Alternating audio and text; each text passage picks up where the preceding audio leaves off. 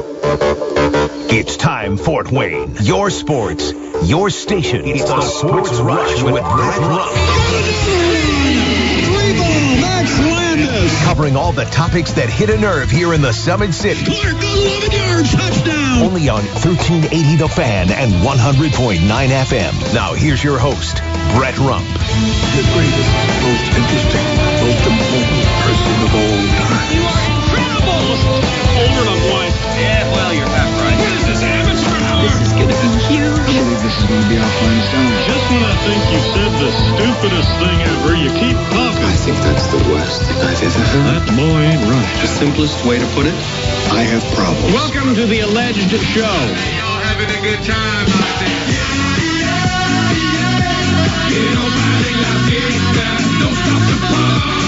Here we go, taking you home on a Monday. It is the Sports Rush, your daily local sports fix, 4 to 6. I am Brett Rump. He is Adam Lundy, and we've got you connected today two ways.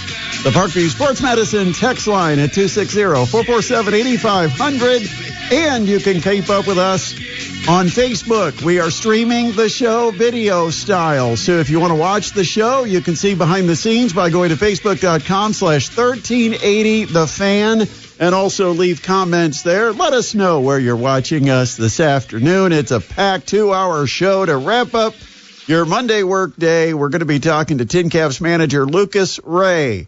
In our Monday visit, we hope to make it something we can do each week, but the skipper for the Fort Wayne TinCaps had a good weekend, got off to a 2-0 start, dropped the game yesterday, but a 2-1 record on the opening weekend. You'll take it.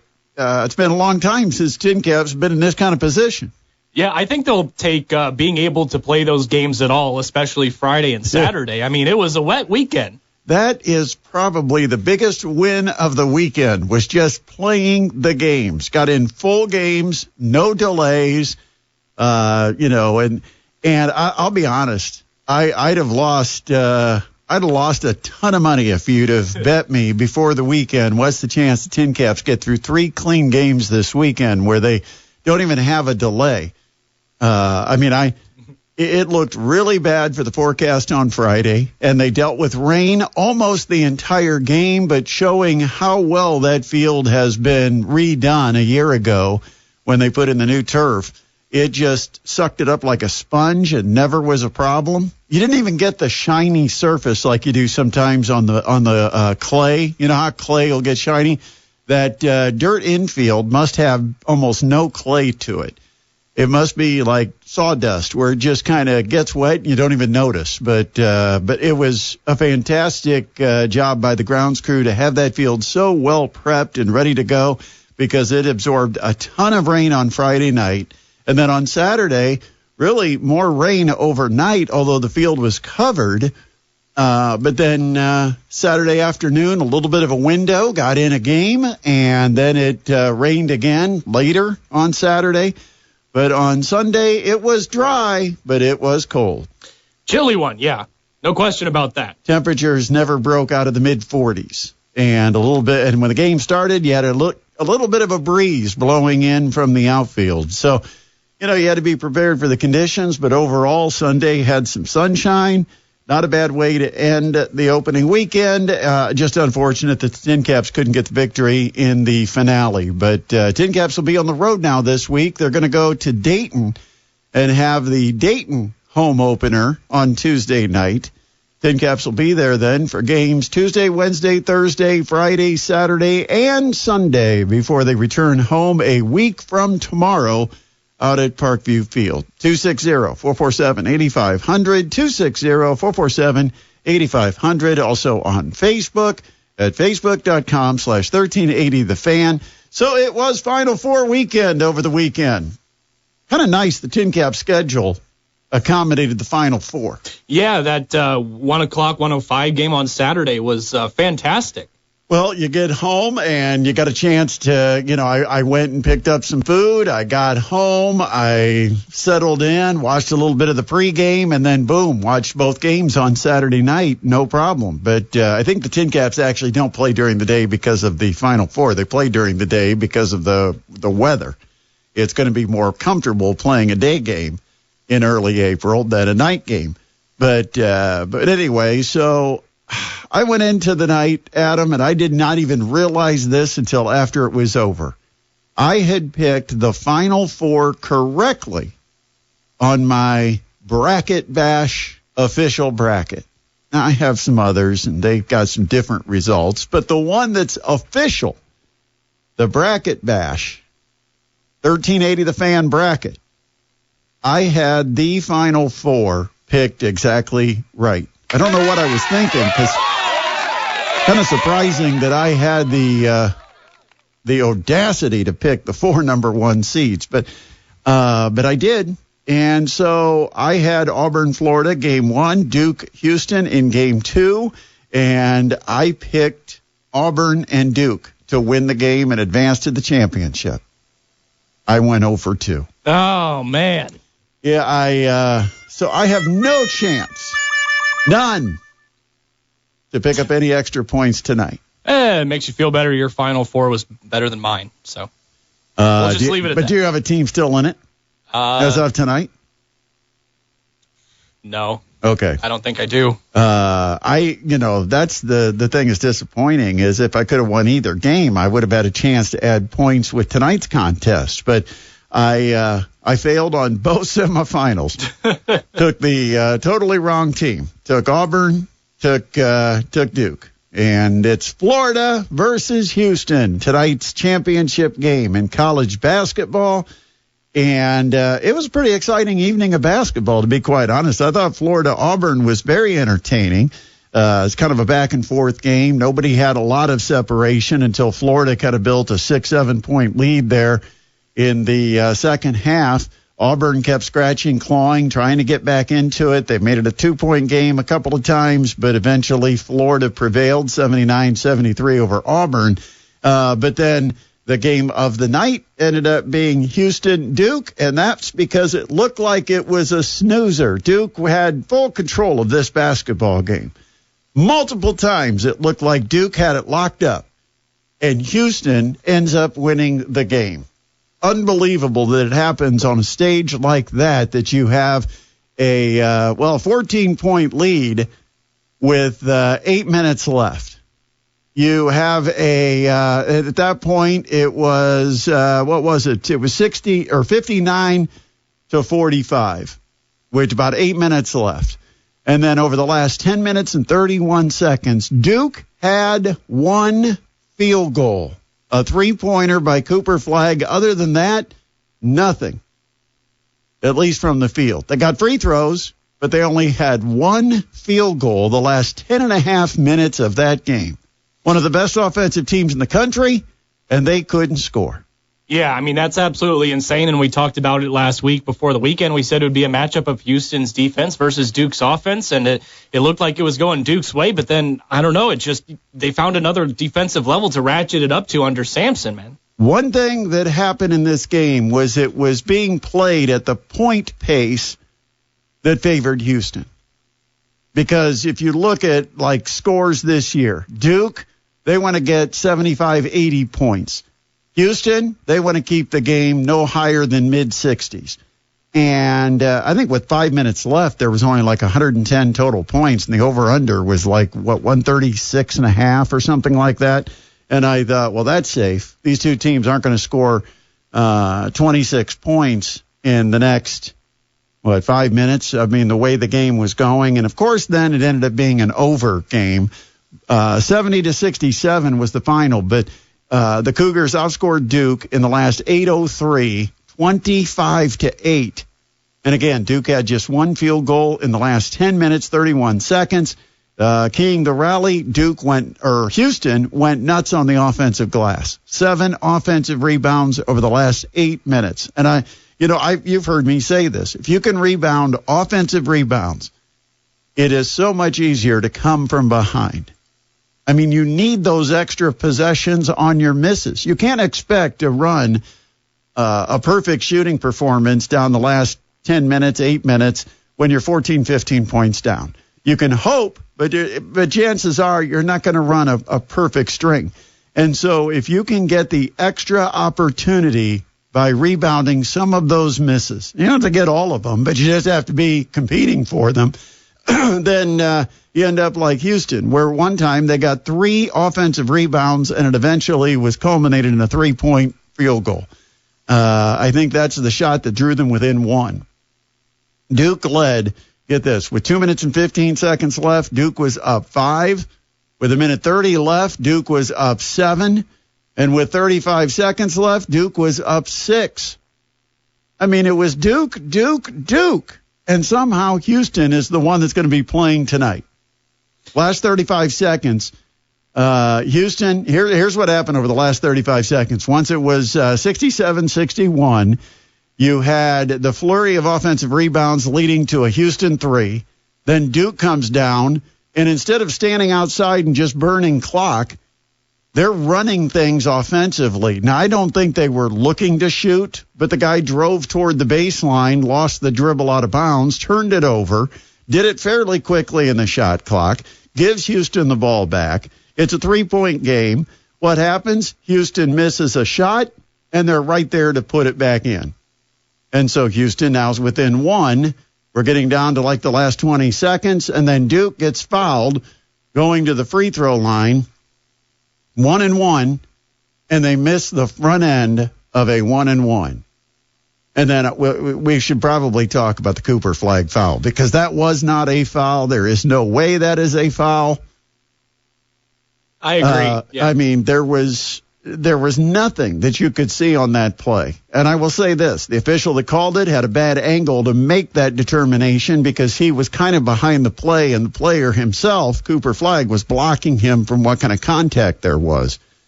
But that is a foul that cannot be called in that situation.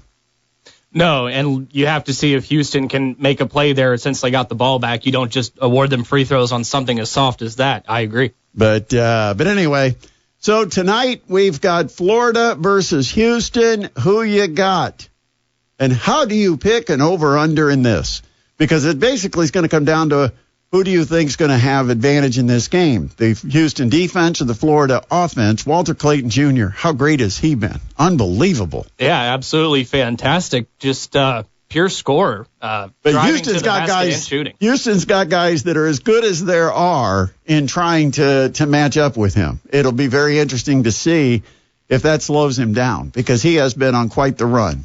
Yep, they're predicting somewhere in the low 70s. It looks like it's a 140.5 over-under for tonight's game between the Gators and the Cougars. So, if you think it'll stay in the 60s, I don't know. It's Florida by 4.5.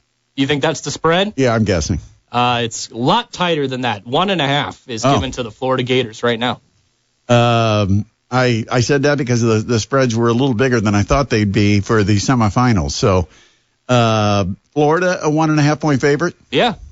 Close one predicted. Yeah. This is tough because you almost feel like Houston, it's destiny. And for Florida, I feel like Florida, I don't want to say they came from nowhere, but last tournament, did we even talk about Florida? I don't even remember Florida playing in the tournament. I do not remember. And so here they are. And I thought Dane Fife, when he was on with Jim Coyle, had some good comments about the viewership of the NCAA tournament, where he said the reason viewership is so strong is because you've got all the power conference teams. So you don't have a lot of bad matchups. You've got big-name matchups, Auburn, Florida, Duke, Houston. I mean, teams that people will want to watch. You don't have George Mason. You don't have James Madison. You don't have Fairleigh Dickinson. You don't have those type of schools in there. It's all big-time programs with great brand and name recognition, and some coaches that with what's his name? Sampson. Yeah, Sampson. And coaches and Bruce Pearl. I'm thinking Bruce Pearl, and I'm trying to mention Kelvin Sampson, and so it's like, okay, I got crossed up. And but no, with Bruce Pearl and Kelvin Sampson, you had in the Final Four on Saturday, you had some name recognition. I don't know if Florida. I'll bet the average fan right now still doesn't know who the coach of Florida is. Probably not. Most people probably aren't big Todd Golden fans. Don't remember where he was before he ended up at Florida? No. By the way, the reason you can't remember what Florida did last year is because they lost in the first round to Colorado 102 to 100. Yeah. Yeah. I remember that. Here they are playing for a championship. Yeah, it's crazy. Give us your thoughts, 260-447-8500. Or you can always comment on our Facebook live stream, facebook.com/1380thefan. Got to find out what's happening in the world of sports. It's time to get an update. Today's top headlines with Adam Lundy. All right, thanks, Brett. Former Gonzaga forward and guard Michael Ajayi is heading from the Gonzaga Bulldogs to the Butler Bulldogs for his final year of college eligibility. Ajayi spent just 1 year with Gonzaga and averaged 6.5 points, 5.4 rebounds, and 0.8 assists. The 6'7", 228-pounder shot just 18.2% from beyond the arc and 44.6% from the field. By the way, I just want to cut in real quick. Go for it.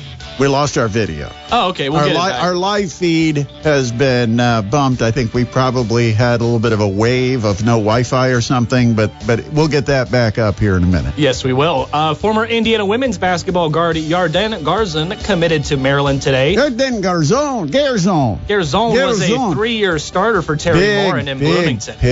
Big pickup, Brenda Fries and the Maryland Terrapins. Yep, she was IU's leading scorer this past season as a junior with 14.4 points per game. The Israel native became Indiana's all-time leader in three-pointers this past season. And it's almost Masters time, but practice at the Masters was suspended late this morning, and spectators were pulled off the golf course because of worsening rain and the threat of thunderstorms. Shortly before 3 p.m. this afternoon, Augusta National announced that the course would not reopen to spectators until Tuesday out of safety considerations. Those are your stories. We got to take a quick break because we got TinCaps manager Lukas Ray joining us next. Also on the way, we'll talk IU. They pick up a big man. We'll tell you about that. Also, more news in the portal. And coming up in hour number 2, we'll talk hockey. Yeah, we'll talk hockey. Big moment in the NHL took place over the weekend. You might have heard about it by now, but we'll talk a little bit about the significance of that. It's all coming up in a Monday edition of the Sports Rush on 1380 The Fan and 100.9 FM. TinCaps opened the season at a Parkview Field over the weekend and took 2 of 3 against the Lansing Lugnuts. Now it's the road trip to Dayton, and they'll see if they can take the winning show on the road against the Dragons. That starts tomorrow night, and we'll have all of your TinCaps coverage right here at 1380 The Fan and 100.9 FM. And it's our pleasure right now to welcome to the program TinCaps manager Lukas Ray. And first of all, Skipper, we appreciate you taking time to talk to us. I know it's an off day, so it's kind of, bad on us to have to make you work on an off day. But, most guys that are baseball guys, anytime you tell them, we just want to talk some baseball for a few minutes, usually are available. Yeah, for sure. And I appreciate you having me on and inviting me on. And in the professional sports industry, there's no real off days. Just no game days. Of course, you're a manager, but were you a amateur meteorologist last week? Because I don't know if you pay attention to forecasts, but it did not look like you were going to play 3 games. How surprised were you? Yeah, I was actually pretty surprised. No delays, no suspended games, nothing. But yes, we did spend a lot of time looking at the radar, but we just kind of kept the positive mindset of we're going to play this game until we're told not to, and these stats count just as much as they do on July 9th when the weather's perfect. How tough is it to maintain that toughness, that mental attitude when you know the conditions are not favorable to a baseball game, but you've got to be able to tough it out. You've still got to be able to play well. How do you deal with that as a manager?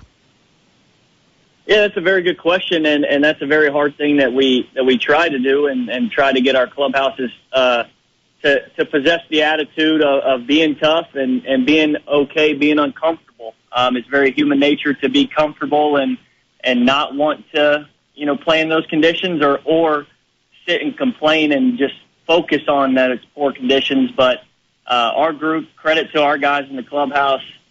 They came out like it was 80 degrees on July 4th in a packed house, and they were ready to play for each other, and that probably is a deciding factor that helped us win 2 out of 3. That had to be a great feeling to know the way the guys responded and came out and put that 5-0 lead on the board right away in the first 2 innings on Friday night. But I don't know if you realize this. I was doing some math in my head, which is always dangerous, but I think you were 6 for 8 in your first 8 at-bats from the guys that played with you at Lake Elsinore last year. What does that mean to you when you know those guys can step up, get a promotion, play at a higher level, and immediately come in and show they belong to be here?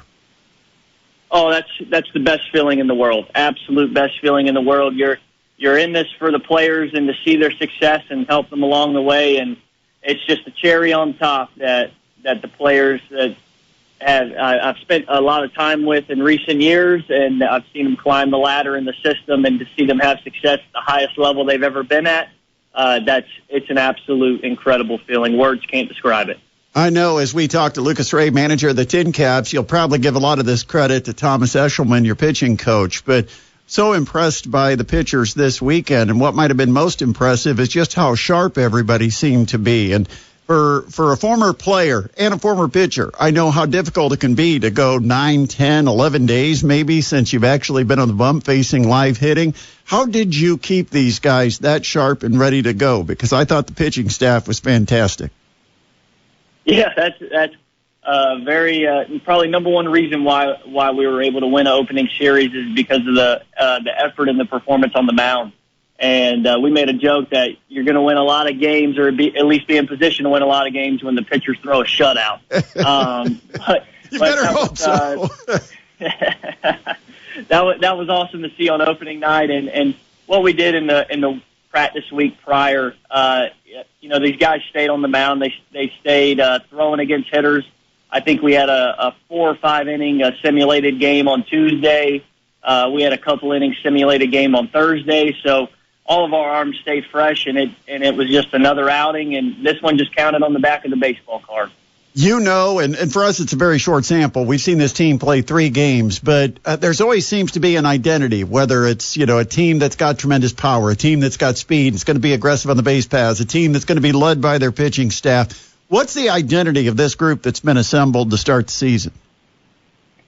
Our identity is just that we're going to play together. We're going to play hard. We're not going to give anything away. We're going to take advantage of what the other team gives us, and we're just going to play, fundamentally sound, winning baseball, and do what the game tells us to do. When the game tells us we need to move a runner over, we're going to move a runner over. When we need to drive a run in, we're going to try to elevate it to the outfield and get a sacrifice fly, and we're going to take care of the baseball on defense, and the pitchers they're going to control the running game. They're going to attack the strike zone and force the other hitters to beat us, and that's exactly what happened. That we tried to force the other hitters to beat us, and defense were able to make plays, and then we had some timely hitting, and especially 2-out hitting. We really did really well with 2 outs. I think all of our runs on Saturday were scored with 2 outs. So that's kind of the identity as being a complete baseball effort, just playing fundamentally sound baseball. By the way, if you could pass this along to your hitters, the ball will carry eventually at Parkview Field, because it looked like the ball had no carry on it this weekend. Yeah, and as you alluded to earlier with the weather, that we noticed that in the practice week coming up. One day of batting practice, it seemed like guys were hitting the ball 120 miles an hour, and our center fielders were camped underneath it for a can of corn, and then the next day the ball, it seemed like you just touched the ball and it was out of here, and we lost half a bag, it seemed like. So but that's the best thing about baseball is that you have to be elite adjusters, and it's an ever evolving game, and the weather's evolving, and it's the ones who can adjust and adapt are the ones that survive. Leo DeVries has been a guy that everybody seems to talk about. You put him in at the leadoff spot on Friday and Saturday. What is it about Leo DeVries that you see in the game that maybe you're impressed by, marvel at, or what makes him what he is? I'm impressed by a lot on Leo DeVries. He is very special to me and very special to the San Diego Padres. He does a lot of things really well. He can hit with 2 strikes, as he showed on Friday. He can hit for some power. He can he can run the bases as he stole on the first pitch that he was on first base and scored the TinCaps' first run of the season. He can play defense. He made a really nice play in the 6-hole with his backhand and cut down a really high-level runner from Lansing. And then on top of all that, he has fun. He's one that it was very impressive to me that this was probably his first time ever just being in 40-degree weather, let alone playing baseball in it, but ever just being in 40-degree weather.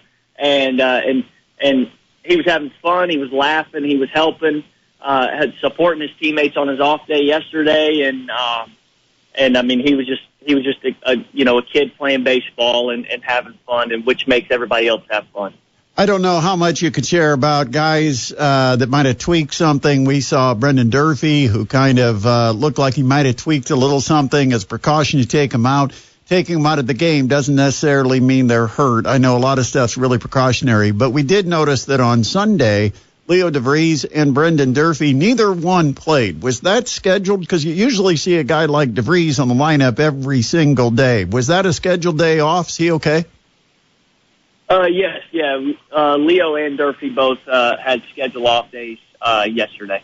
Okay, because I did notice you played a lot of guys. That was kind of the goal for you going in, make sure everybody had their opportunity on the opening weekend?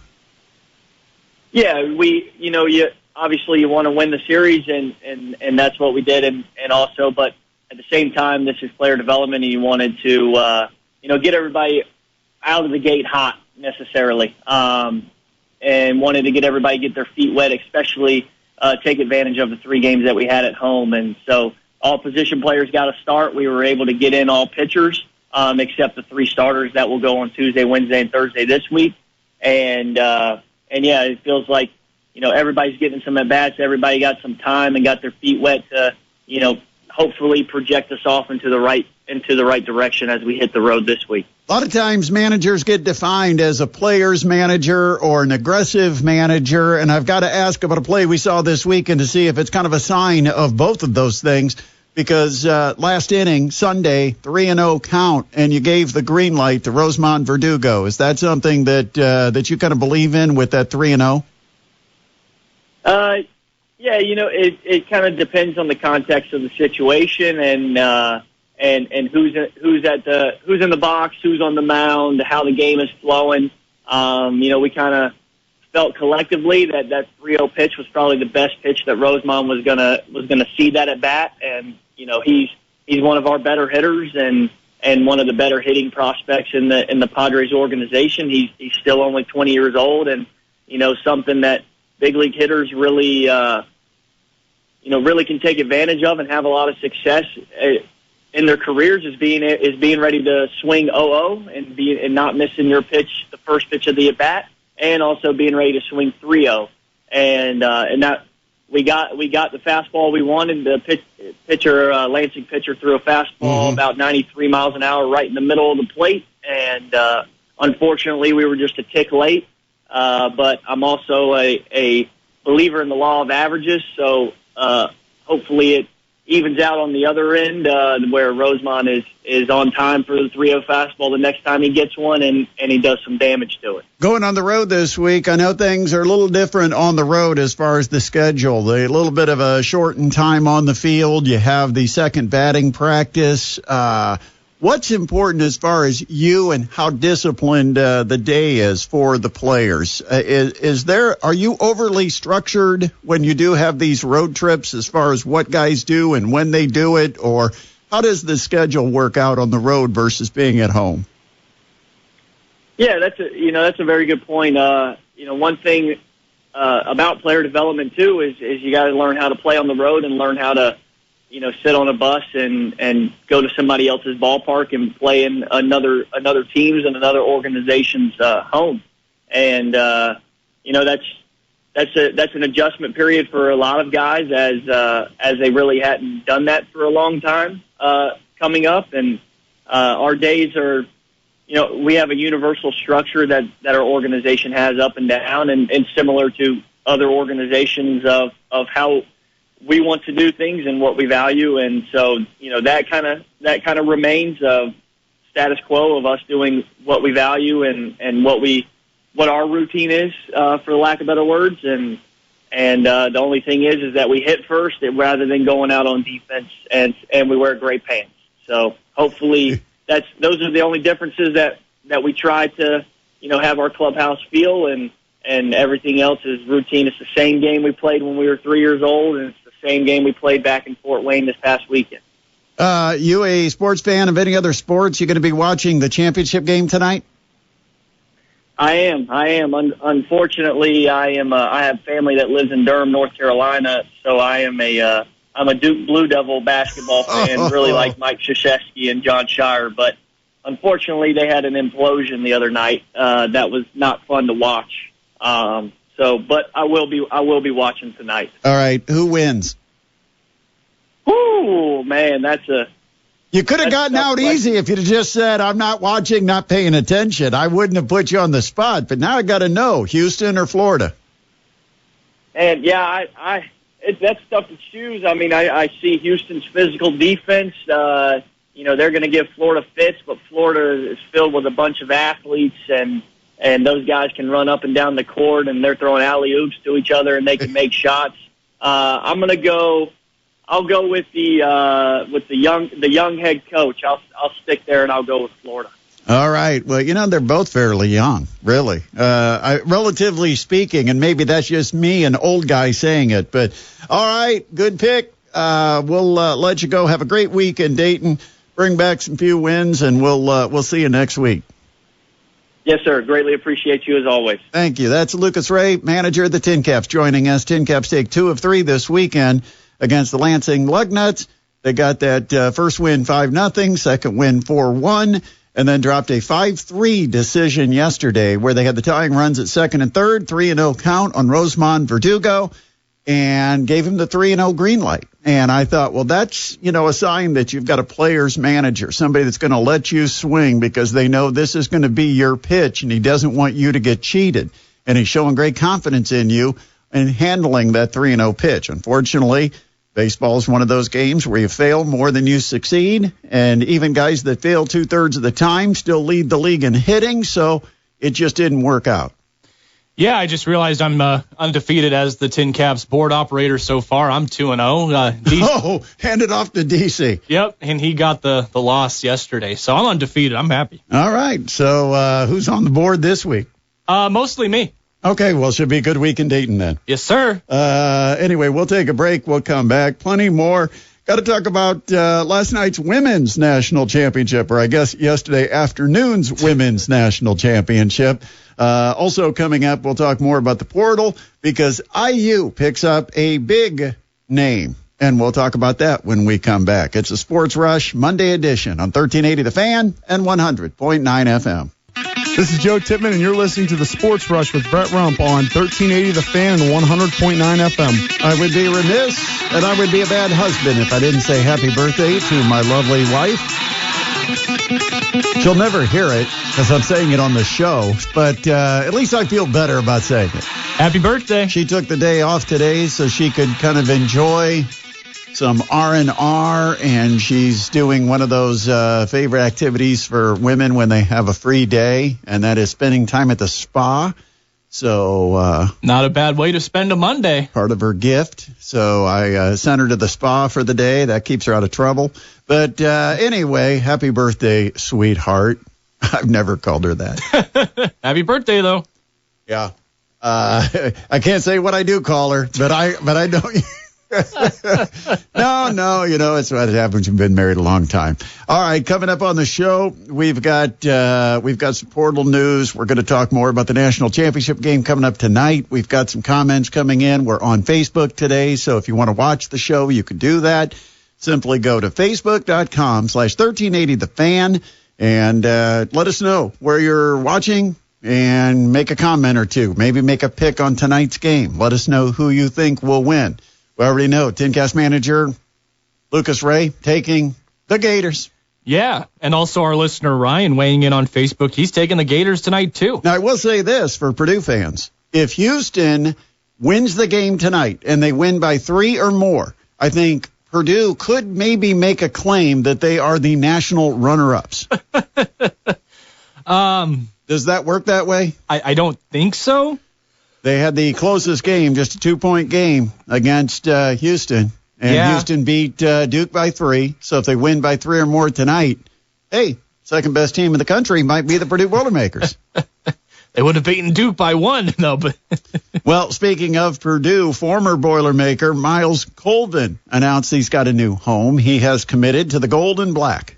Oh, he's coming back to Purdue. No, he's going to Wake Forest. Oh, that black and gold. Apparently, he didn't want to waste all that apparel or shoes, whatever it is, because he's going to Wake Forest. He announced today via League RDY, which I don't know what that is.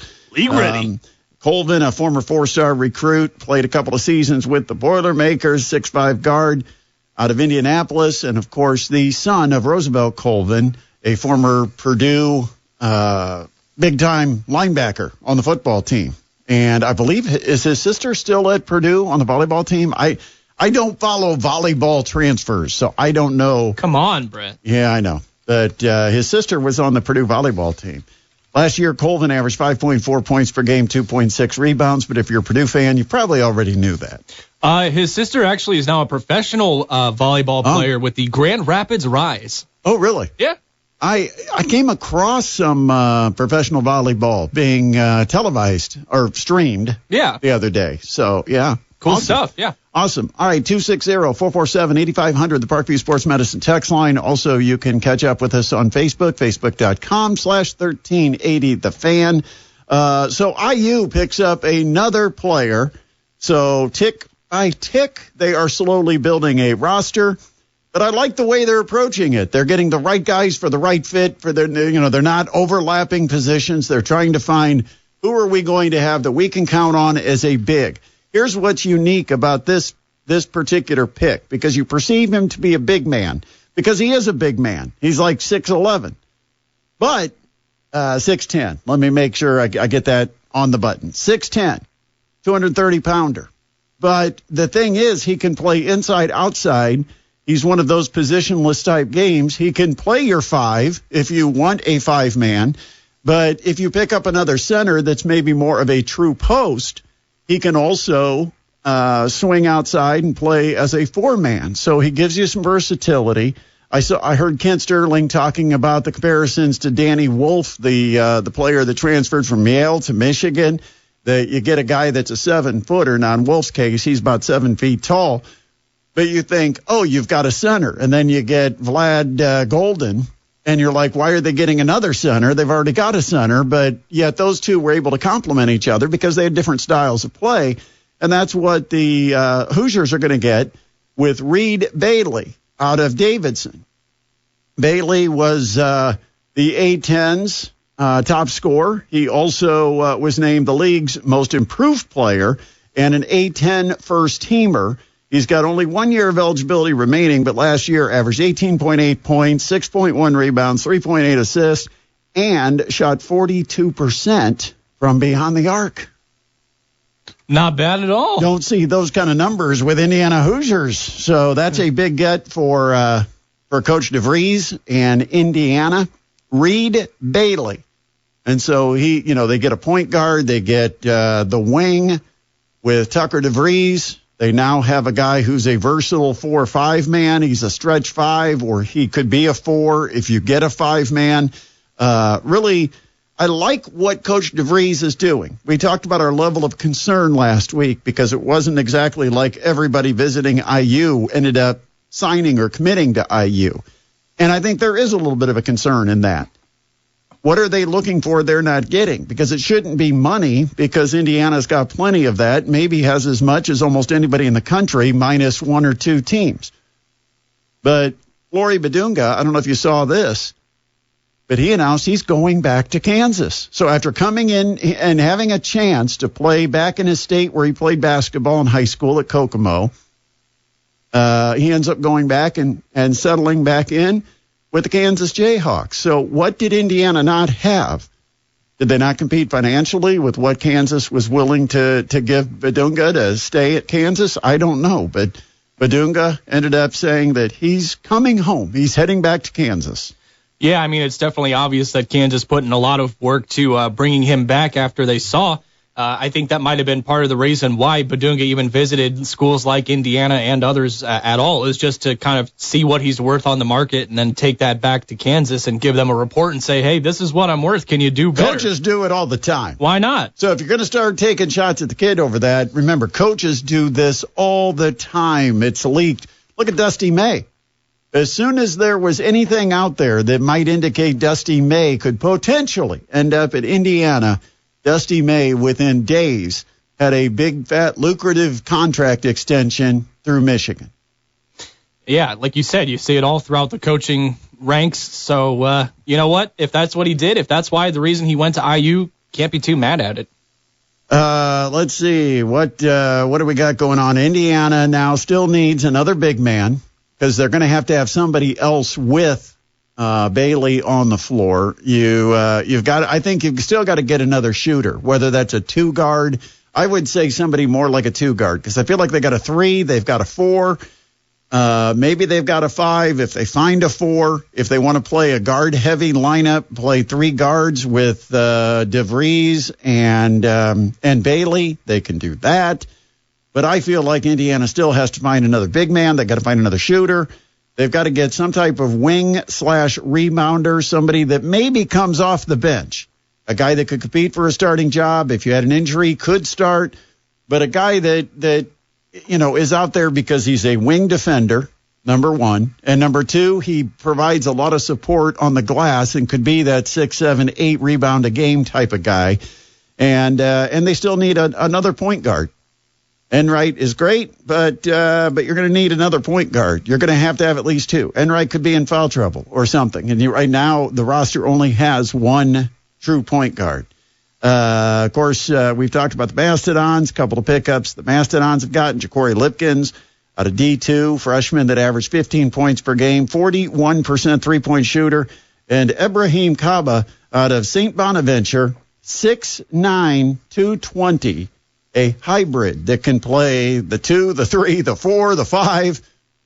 It's a numberless game, or positionless game. Yeah, I've really enjoyed seeing some of the footage from him, and like you said, he's extremely tall and a little lanky, but that can be, put some weight on. If you're looking at him for a guard spot, yeah, the highlight reel will link, hey, we got a really good guard. Right. I mean, and ignore the fact he's 6'9". Just look at the skill set, where the way he handles the ball, the way he shoots threes, the way he can drive and finish.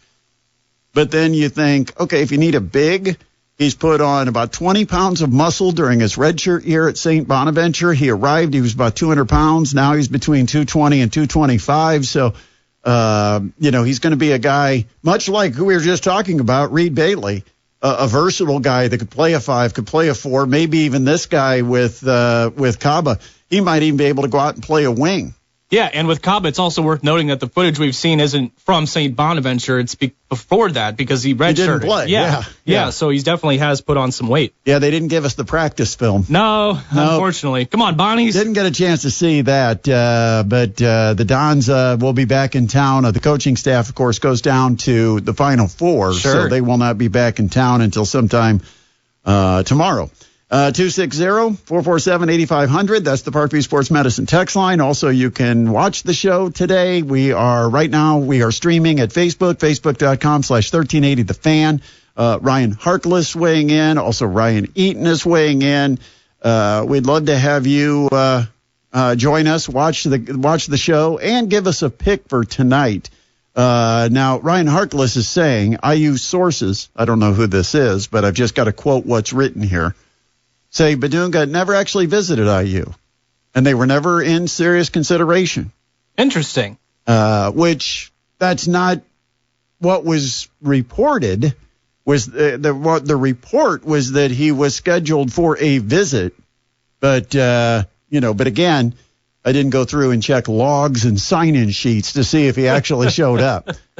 But you went through that period with because the names that were popular at the time, you had Badunga, you had Josh Dix, you had Ryan Conwell, you had a few guys that were being mentioned heavily on social media by some of those that follow the Hoosiers, and none of those players ended up with Indiana. Now, maybe Coach DeVries decided they weren't the fit and the culture that he wants to build around, and that's fine. But he did get Reed Bailey, a very highly regarded big out of Davidson. All right, we'll take a break. Top of the hour. We're going to get you home here on a Monday, and in our second hour, talk more about the national championship game. Also, it is Masters Week. Live from Augusta. The Masters. We'll have to play some piano music. Also, big moment in the NHL yesterday. Hey, it's all coming up. We'll even check our brackets. I've got a sad bracket. We can check yours. We don't have to sad check mine. Bracket. Well, I don't know what we check. But what actually is fun is to look at who's got a chance to win our bracket bash, because we've got a real battle, and it could come down to who wins the game tonight. So that'll be fun. We'll do that. But we've got you with us either on Facebook or here on the radio on our stream at 1380thefan.com. And, of course, you're connected on the Parkview Sports Medicine text line 260-447-8500. It is a Monday edition of the Sports Rush on 1380 The Fan and 100.9 FM.